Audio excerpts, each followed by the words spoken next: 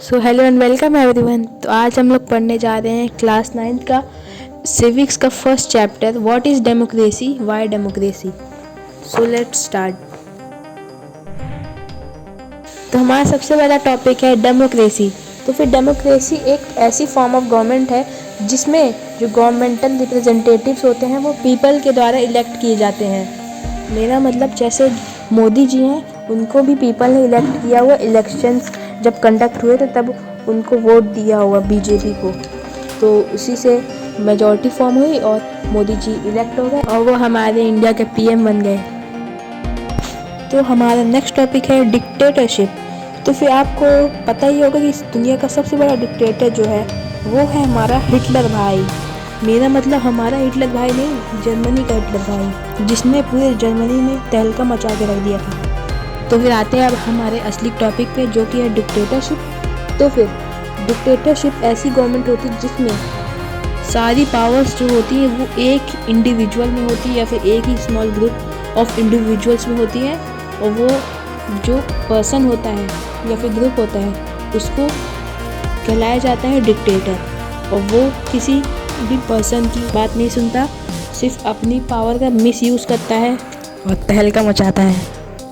और आप जो ये साइन देख रहे हैं वो साइन होता है डिक्टेटर का। तो अब हम बढ़ते हैं अपने नेक्स्ट टॉपिक की तरफ, जो कि है इलेक्शंस इन चाइना। तो फिर चाइना में जो इलेक्शंस होते हैं वो हर 5 साल में होते हैं एक बार। और जो चाइना की पार्लियामेंट होती है उसको बोलते हैं क्वांगो रेनमिन डाइबियाओ दाहुई, मतलब नेशनल पीपल्स कांग्रेस।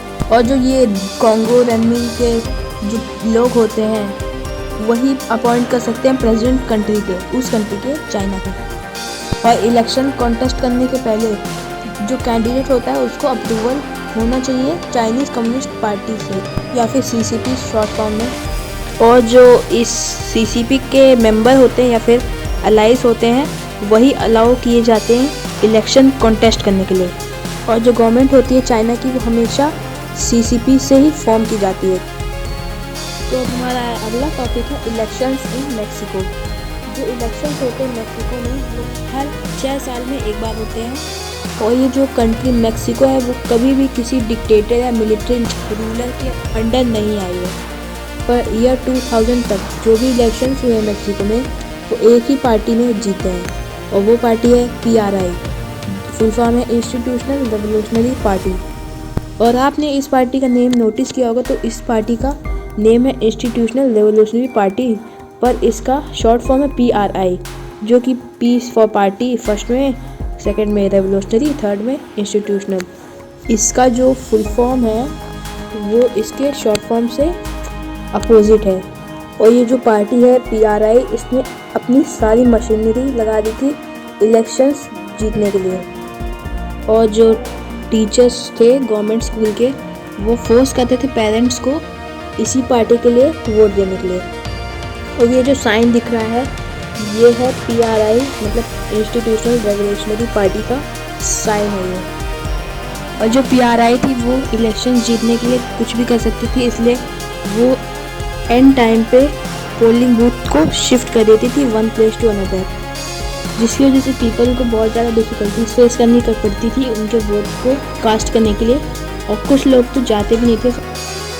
तो अब हमारा नेक्स्ट टॉपिक है डीमेरिट्स और वीकनेस ऑफ डेमोक्रेसी।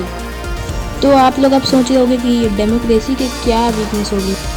तो फिर ये जो डेमोक्रेसी है भाई एक बहुत एक्सपेंसिव गवर्नमेंट है। इसमें मेजॉरिटी का रूल होता है और bad effect of political parties, मतलब जो पॉलिटिकल पार्टीज़ होती हैं वो इलेक्शन जीतने के लिए बहुत कैंपेन्स करती हैं और लड़ाई भी कर लेती हैं, और भी ज़्यादा इसके बहुत सारे डीमेरिट्स हैं। तो हमारा नेक्स्ट टॉपिक है डेमोक्रेसी और डिक्टेटरशिप एंड वाई डेमोक्रेसी। तो फिर जो डेमोक्रेसी है वो हमारा एक बेटर चॉइस है बोथ रूलिंग मेथड्स में, मतलब डेमोक्रेसी और डिक्टेटरशिप में, क्योंकि डेमोक्रेसी में बहुत सारे एडवांटेजेस हैं। जैसे कि गवर्नमेंट जो होती है वो पीपल के अकॉर्डिंग चलती है, और डेमोक्रेसी में सभी का वेलफेयर होता है, पूरे पीपल का वेलफेयर होता है और पूरी सोसाइटी का वेलफेयर होता है। और इसमें जो गवर्नमेंट होती है वो रिस्पॉन्सिबल होती है, ना कि जैसे कि डिक्टेटरशिप में अपनी पावर का मिसयूज़ करते हैं डिक्टेटर लोग। और डेमोक्रेसी में बहुत लेस पॉसिबिलिटी होती है रेवोल्यूशंस होने के, क्योंकि जैसे डिक्टेटर होते हैं वो रेवोल्यूशन बहुत करा देते हैं कंट्री में, जैसे एडोल्फ हिटलर का ही एग्जांपल ले लीजिए। तो इसी के साथ साथ हमारा ये चैप्टर भी कंप्लीट हो जाता है।